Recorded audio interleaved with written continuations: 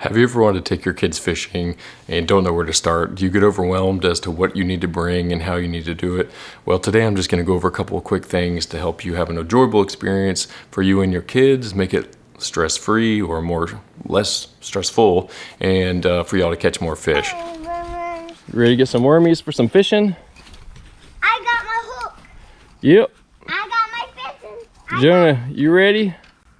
Yeah, let's go fishing. So the first thing, of course, is just getting them involved. So, for example, if we're getting bait, if we're digging up worms, help them dig the worms. Help them to enjoy that experience. If you're getting bait from a boat, the cast netting, put some of the bait in a bucket, put it in the live well, and let them play with that. I mean, for the most part, when the kids are really young, that's a great place to start, and it keeps them busy, and they're not bored out of their mind, because fishing can be boring. The next thing, of course, is basically what do you bring? Supplies.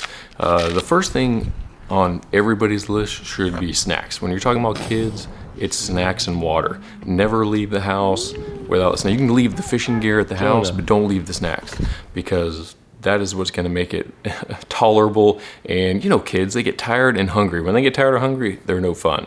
The next thing, supplies-wise, is fairly simple. I mean, you can get as extravagant and complicated as you want. You need a fishing rod, you need a fishing reel, and you need bait. Those are the three main things.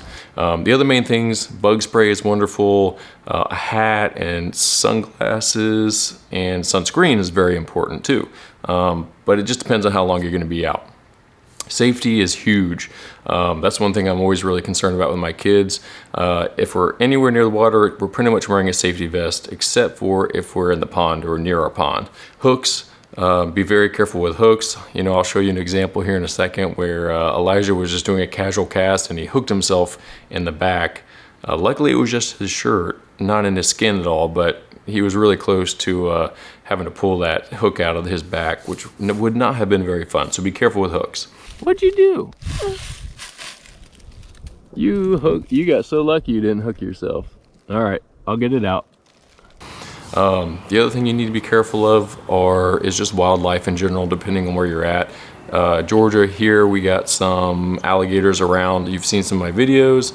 There's alligators around, especially in Florida. Snakes, be aware of what's in your area. Water moccasins, cottonmouths, copperheads, eastern diamondbacks. Just be aware of what poisonous species. By the way, this snake that's in that video, I have no idea where that's from, but it's just a snake, so I apologize. So gear setup, what do you need? Like I just said, you need really just like a Zebco fishing reel and rod, something simple, a bobber and bait. The bobber is very, very important. I definitely stress using a bobber, especially with young kids, because it's the only thing that's visual. If there's nothing visual, they're just going by feel. And you know how kids are. They're too bored. They're not going to sit there and hold that rod. They're not going to hold that rod for minutes on end, waiting and waiting and waiting. They're going to get bored and reel it in or whatever. So just make sure you use a bobber. Now hooks, I always say you want to use, you got to match it. Like, you're not going to use a tiny hook for a big fish. You're not going to use a big hook for a little fish. If you're going after a little fish, just use little hooks.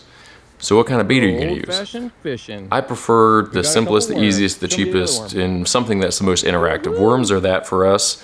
We can go in the backyard, we can dig them up, we can put them in a cup, and then the boys can dump them out, and I can put them on the hooks for them. You can also use crickets, you can buy stuff at the store. If you don't have any of that available, bread is like an easy kind of fix. It doesn't work as well. Cheese puffs, I've heard, like Cheeto puffs, that works as well too, but just try to stick to whatever you got. But worms work really good for us. Worms are great. They're just nasty and messy. So whenever you hook them on there, you poke them a couple times and they poop all over you, but it is what it is.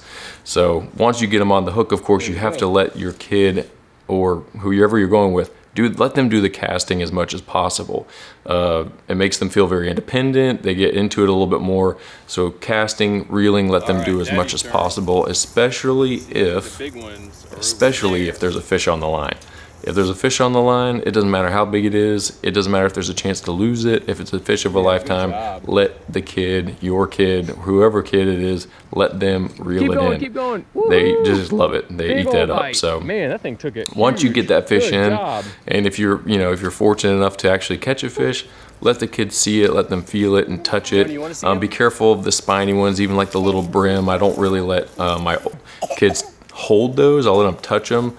But they have spines and stuff, and you don't want them getting stuck because that'll ruin it forever. So I hope this video is very helpful for you. It was a very broad overview of fishing, and I hope it just gives you some ideas and kind of motivates you to get out there with your kids, get some fishing in, and enjoy the outdoors.